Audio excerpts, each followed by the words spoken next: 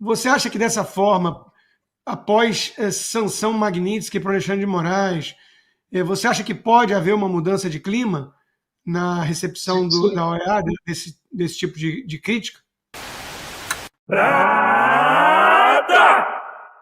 Danilo Visconti, empresário de Brusque, Santa Catarina, protocolou na segunda-feira uma denúncia formal na Comissão Interamericana de Direitos Humanos da OEA contra o Estado brasileiro.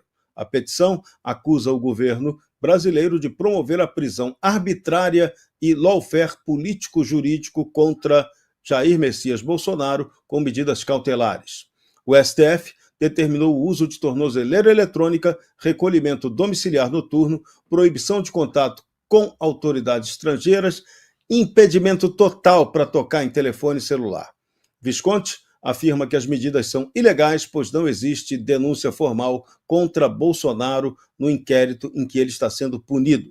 O empresário também argumentou que a prisão domiciliar fere frontalmente os artigos 7º, 8º e 25 da Convenção Americana de Direitos Humanos. O texto aponta a parcialidade política dos ministros Moraes, Zanin e Dino e que Bolsonaro não possui meio interno eficaz de defesa.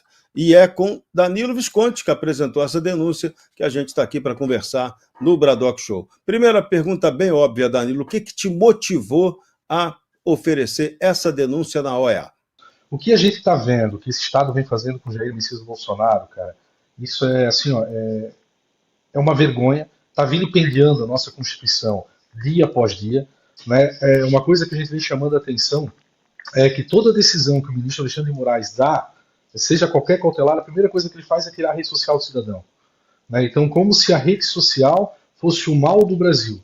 Né? E no caso do Bolsonaro, ele avançou no sentido de tirar a liberdade do Bolsonaro. E a liberdade a gente sabe que é um princípio hoje natural, né? Que muitos anos vem essa luta para reconhecimento do direito à liberdade, e o cerceamento da liberdade, Serrão, Rodrigo, a gente sabe que tem que ser nas exceções extremas, previstas em lei, por meio de uma decisão judicial justa, competente, imparcial, o que não é o caso do Bolsonaro. A gente não vê o Bolsonaro sendo acusado de corrupção, a gente não vê o Bolsonaro sendo acusado de homicídio, a gente não vê o Bolsonaro sendo acusado de crimes bárbaros. O que o Bolsonaro está sendo acusado? Por falar.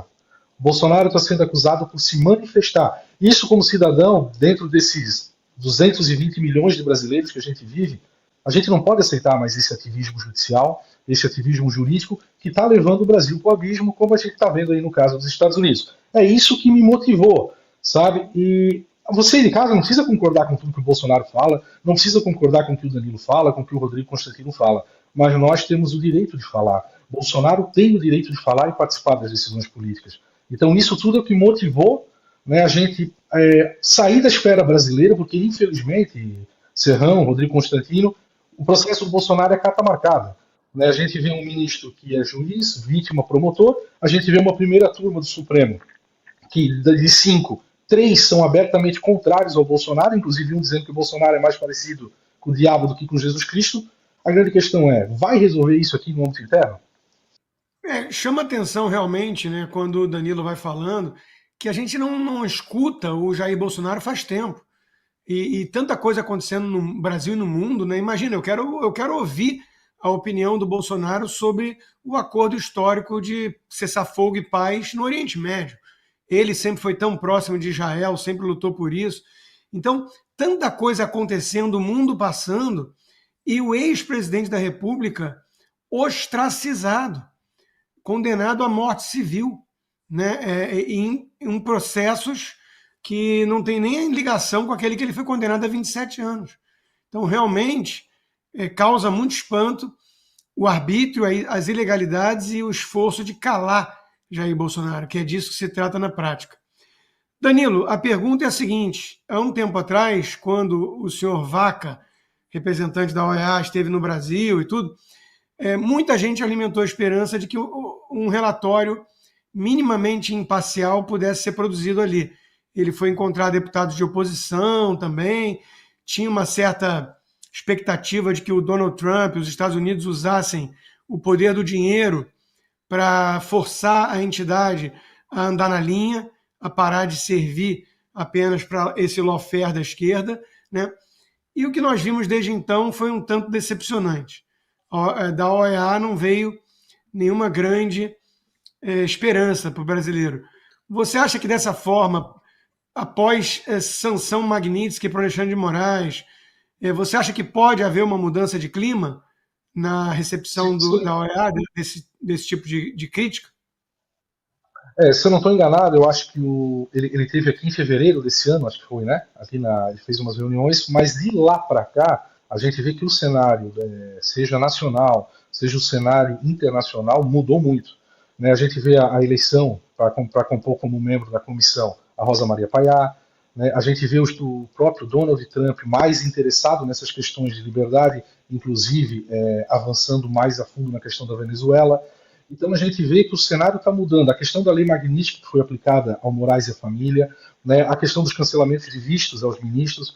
Agora o que está para estourar aí é a questão do Felipe Martins. Então eu vejo que hoje o mundo está começando a olhar para o Brasil de um modo diferente, né? Que é aquele modo mais, espera aí, se existe uma democracia do Brasil, como é que só a direita está sendo cerceada? Como é que pode um líder, como o Rodrigo bem falou, um cara que representa milhões e milhões de brasileiros, estar preso em casa com o uso de uma tornozeleira, pior do que se fosse o maior traficante existente na história?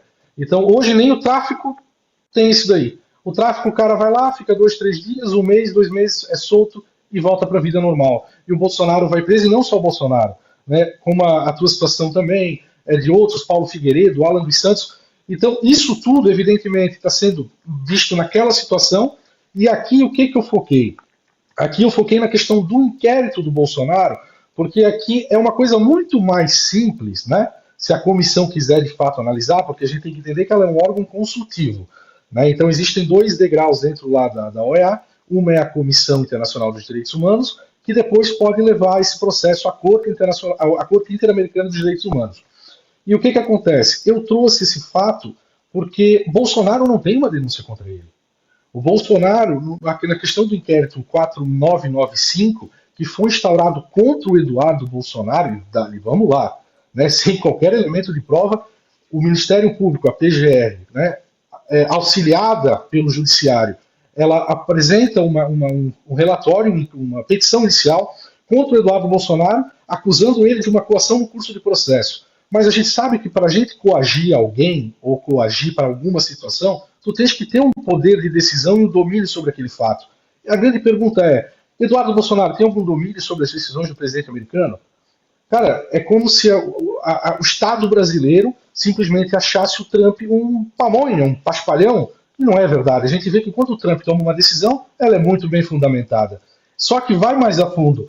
Nesse decorrer do inquérito, simplesmente vem uma petição da Polícia Federal, que é a 14.129, e pede do nada medidas cautelares contra Jair Bolsonaro. O cara não era sendo investigado, o cara não era parte, o cara não tinha nem conhecimento do processo, e simplesmente vem uma petição pedindo medidas cautelares. E pasmem, rapidamente o ministro vai e concede.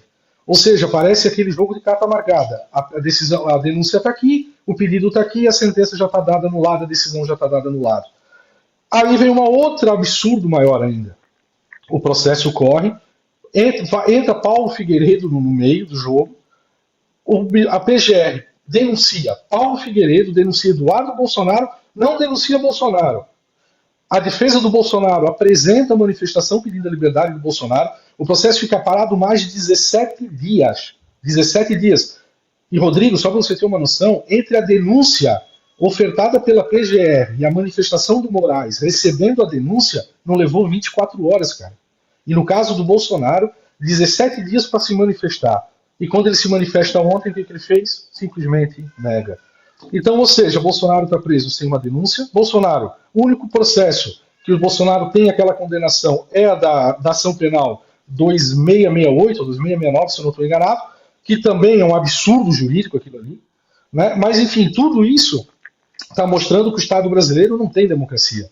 Só que no caso da nossa petição, aqui da minha petição, como cidadão, ela é no sentido de questionar esse ato da medida cautelar que foi dada contra ele.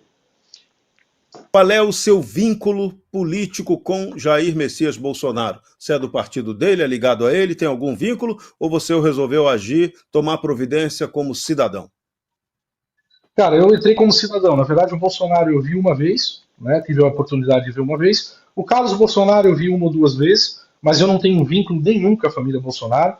O que eu estou fazendo é mais pelos meus filhos, no sentido de mostrar para eles, sabe, Serrão, que o Brasil, cara, se nós não fizermos nada, a geração deles vai ser totalmente venezuelizada.